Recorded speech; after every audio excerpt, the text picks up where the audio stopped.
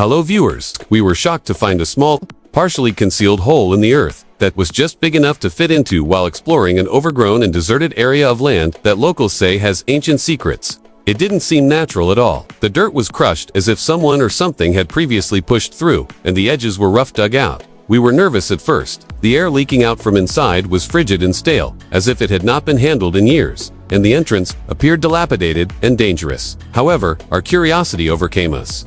After gathering our tools, cameras, rope, and spotlights, we cautiously crawled inside. The only sound coming from the cramped, wet walls was our own breathing.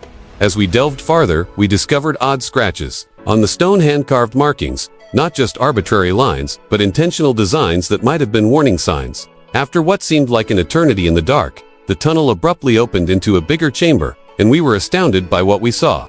The floor was littered with broken statues, pottery, and old weapons resting against crumbling stone walls, as well as ancient coins. Seated upright against the far wall, in the middle of the tableau, was a skeleton, dressed in rotting cloth and adorned with a necklace made of old round pennies. It appeared to have paused mid-scream, as shown by its slightly open jaw. Ashen pieces of bone littered the ground around it, as though someone had died here before. The treasure was genuine, complete, and forgotten, but it felt more like a trap than a present. A large wooden trunk with a rusty but functional metal lock was situated beneath a heap of trash and discarded clothing. Beside the skeleton, in a ceramic tube, one of us discovered an ancient document. Strange symbols and decorations that could have originated from a map or a ceremony were used to adorn the fine paper. Everything suggested that this cave was not just a place to hide, but also a place to be buried, perhaps sacred, possibly cursed. A team member observed a red symbol sloppily painted on the wall while we were filming everything. It was a ragged shape, surrounded by faint but familiar handprints. We couldn't tell if it was color or blood, but it seemed like a warning.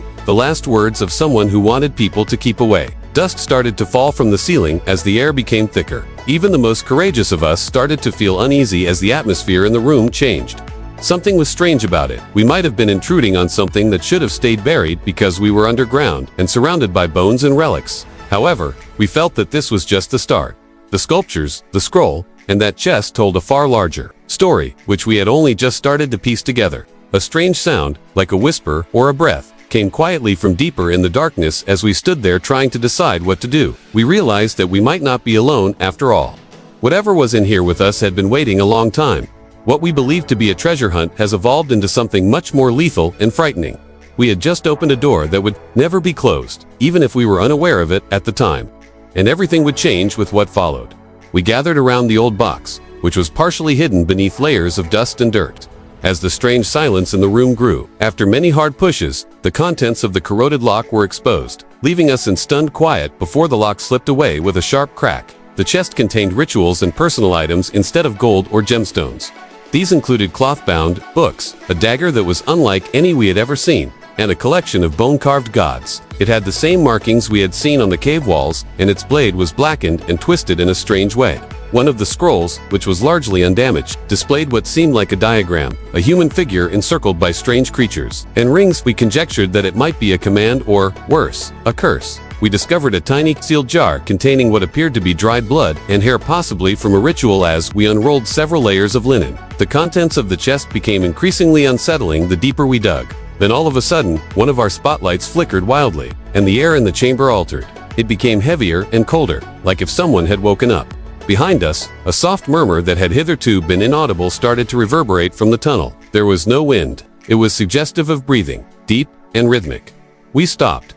One of the team members muttered that the chest was sealed for a reason. Thus, we shouldn't have opened it.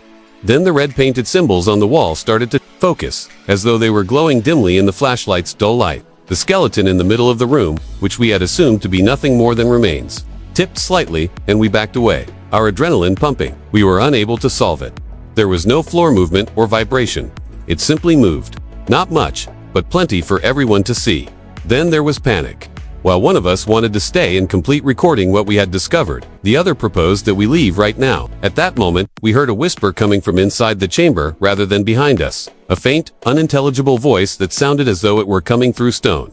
The lights flickered once more, the temperature dropped precipitously, and then there was nothing but darkness. The air was so dense that it felt like we were breathing through water as we yelled at one another and made an effort to remain composed. We discovered that there was another path at the far end behind the treasure heaps, partially obstructed and partially hidden. when we heard a noise that sounded like stone grinding on stone coming from somewhere behind the room. There was something within. Observing. Are you waiting? We found out right away. As quickly as possible, we backed out of the chamber after grabbing the knife, the scrolls, and the remaining footage. However, the sound that low breathing humped out us as we slithered back into the little tunnel, not louder. Simply be steady and present. Something seemed to be aware of our presence now. Was not done with us. Later, in the dust and alone, we came out again into the brightness. Nobody spoke. Nothing felt the same when we departed and packed up. After a closer look at our equipment, we found strange auditory feedback in some areas of the tape. No known ancient language was represented by the symbols we captured. Even worse, under some light, one of the scrolls we brought home, which had been blank when it was discovered, began to have faint writing on it. Even if we were supposed to find that location, we still don't know what we leaked. However, was buried for a reason, and now it recognizes us. Additionally, it might not be finished with us yet. Asterisk, don't forget to like, subscribe, and share our video.